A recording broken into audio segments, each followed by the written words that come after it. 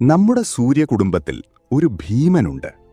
അത്ര വലുത്, അതിൻ്റെ ഉള്ളിൽ ആയിരക്കണക്കിന് ഭൂമികൾ ഒതുങ്ങും. ഒരു നക്ഷത്രമാകാൻ അടുത്തെത്തി പരാജയപ്പെട്ട ഒരു ലോകം.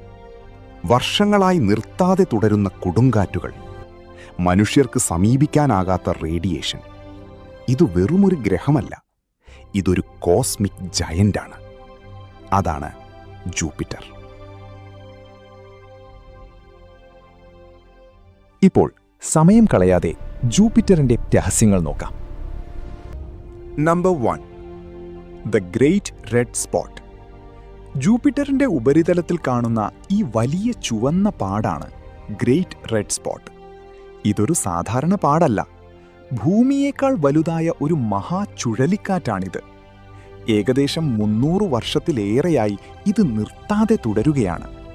കാറ്റിന്റെ വേഗം മണിക്കൂറിൽ 400 കിലോമീറ്റർ വരെ എത്തും. ഈ സ്റ്റോം അത്ര ശക്തമാണ്, അതിൻ്റെ ഉള്ളിൽ മുഴുവൻ ഭൂമിയെ പോലും വിഴുങ്ങാൻ കഴിയും. ഇത് ജൂപ്പിറ്ററിന്റെ അത്യന്തം അപകടകരമായ കാലാവസ്ഥയെ കാണിക്കുന്നു. ശാസ്ത്രജ്ഞർ ഇന്നും പഠിച്ചുകൊണ്ടിരിക്കുകയാണ് ഇത്രയും കാലം ഈ സ്റ്റോം എങ്ങനെ തുടരുന്നു എന്ന്. ഗ്രേറ്റ് റെഡ് സ്പോട്ട് ഒരു ഗ്രഹത്തിലെ ഏറ്റവും വലിയ, ഏറ്റവും നീണ്ടുനിൽക്കുന്ന ചുഴലിക്കാറ്റ്. നമ്പർ 2, 90-ലധികം ഉപഗ്രഹങ്ങൾ. ജൂപ്പിറ്ററിന് 90-ലധികം മൂൺസ് ഉണ്ട്. പക്ഷേ അവയിൽ ഏറ്റവും പ്രശസ്തം 4 ഗലീലിയൻ മൂൺസ്. അയോ, ഇത് ഏറ്റവും വോൾക്കാനിക് ആക്റ്റീവ് ഉള്ള ലോകമാണ്. ഇവിടെ 100 കണക്കിന് അഗ്നിപർവ്വതങ്ങൾ പൊട്ടിത്തെറിക്കുന്നു. യൂറോപ്പ, ഇത് ഐസ് കൊണ്ട് മൂടപ്പെട്ട ഒരു ലോകം. ഇതിന്റെ അടിയിൽ ഒരു വലിയ സമുദ്രമുണ്ടാകാമെന്നാണ് ശാസ്ത്രജ്ഞരുടെ വിശ്വാസം. അവിടെ ജീവനുണ്ടാകാമോ? ഗാനിമീഡ്, ഇത് നമ്മുടെ സൗരയൂഥത്തിലെ ഏറ്റവും വലിയ മൂണാണ്. ഇത് മേർക്കുറിയേക്കാൾ വലുതാണ്.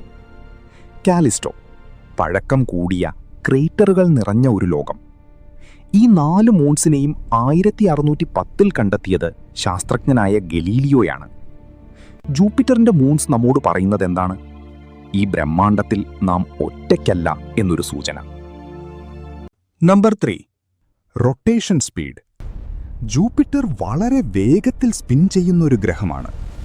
ഭൂമിക്ക് ഒരു റൊട്ടേഷൻ പൂർത്തിയാക്കാൻ 24 മണിക്കൂർ എടുക്കുമ്പോൾ ജൂപ്പിറ്ററിന് അതിനു വേണ്ടത് വെറും 10 മണിക്കൂർ മാത്രം. ഇത് കാരണം ജൂപ്പിറ്റർ അല്പം ഫ്ലാറ്റനായി കാണപ്പെടുന്നു. പോളുകൾ അല്പം ചുരുങ്ങി ഇക്വേറ്റർ ഭാഗം പുറത്തു പൊങ്ങുന്ന രൂപം. ഈ വേഗത്തിലുള്ള റൊട്ടേഷൻ കാരണം തന്നെ ജൂപ്പിറ്ററിന്റെ ക്ലൗഡ് ബാൻഡ്സ് വളരെ ശക്തമായി ചലിക്കുന്നു. വിവിധ നിറങ്ങളിലുള്ള ഗ്യാസ് ലെയേഴ്സ് ലൈറ്റ്നിംഗ് സ്പീഡിൽ സഞ്ചരിക്കുന്നു. അതുപോലെ തന്നെ ഗ്രേറ്റ് റെഡ് സ്പോട്ട് പോലുള്ള ജയന്റ് സ്റ്റോംസ് നൂറ്റാണ്ടുകളോളം നിലനിൽക്കാൻ സഹായിക്കുന്നതും ഈ സ്പിൻ തന്നെ. നമ്പർ 4, ജൂപ്പിറ്ററിന്റെ റിങ്സ്.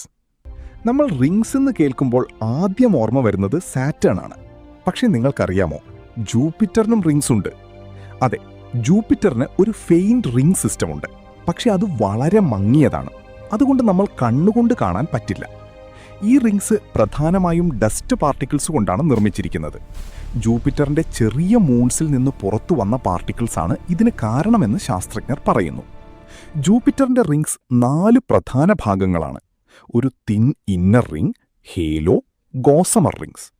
ഇത് ആദ്യമായി കണ്ടെത്തിയത് 1979 വോയേജർ 1 ആണ്. സാറ്റേൺ പോലെ ബ്രൈറ്റ് അല്ലെങ്കിലും ജൂപ്പിറ്ററിന്റെ റിങ്സ് നമ്മോട് പറയുന്നത് ഈ സൗരയൂഥത്തിൽ സർപ്രൈസസ് എപ്പോഴും ഉണ്ടെന്നതാണ്. നമ്പർ 5, ജൂപ്പിറ്ററിൽ സോളിഡ് ഗ്രൗണ്ട് ഇല്ല. ഇത് മുഴുവൻ ഗ്യാസ് ആൻഡ് ലിക്വിഡാണ്. നിങ്ങൾ ജൂപ്പിറ്ററിലേക്ക് പോവുകയാണെങ്കിൽ നിങ്ങൾ താഴേക്ക് സിങ്ക് ചെയ്യും. പ്രഷർ കൂടുകയും ടെമ്പറേച്ചർ ഉയരുകയും ഒടുവിൽ നിങ്ങൾ ക്രഷാകുകയും ചെയ്യും.